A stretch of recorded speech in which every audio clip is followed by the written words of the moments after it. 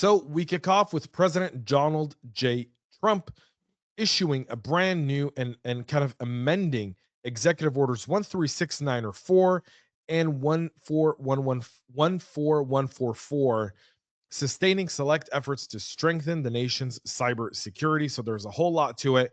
Let me give you the breakdown. First, they're calling out China by name as America's biggest cyber threat. They do that alongside Russia, Iran, and North Korea. This is no longer diplomacy speaking here, folks. It's a direct acknowledgement that we're in a cyber cold war by the Trump White House. But here's what matters more than rhetoric.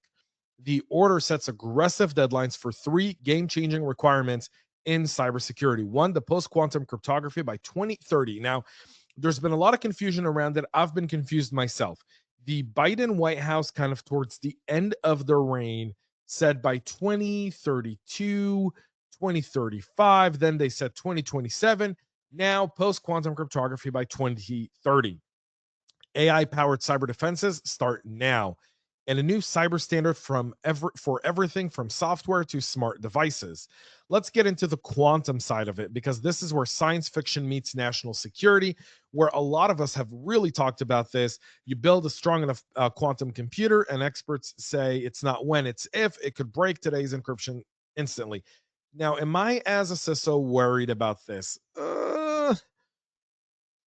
Not so much. I mean, government secrets, for those who don't know, government doesn't use standard AES-256 encryption.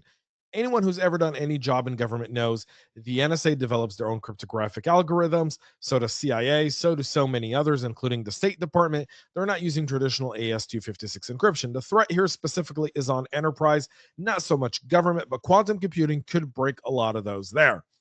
The order mandates that all federal agencies transition to a quantum resistant encryption by 2030.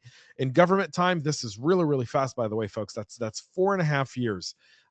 They're also requiring agencies to identify which quantum safe products are available by December of this year.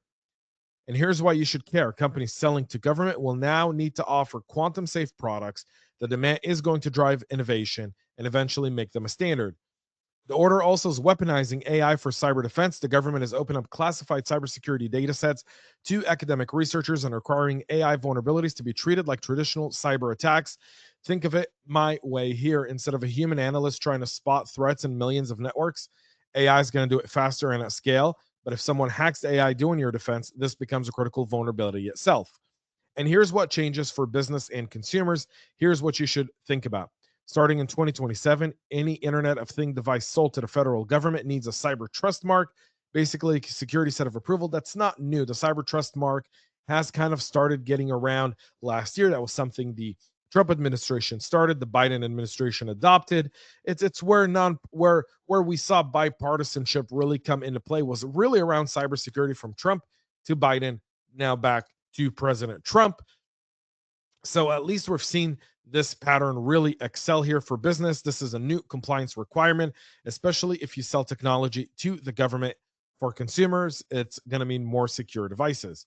But here comes the challenges. One, the timeline is really aggressive, maybe too aggressive, and post quantum cryptography standards are still being finalized. There's about 3 or 4 standards set by NIST, but they're not really new cryptography. They're rather kind of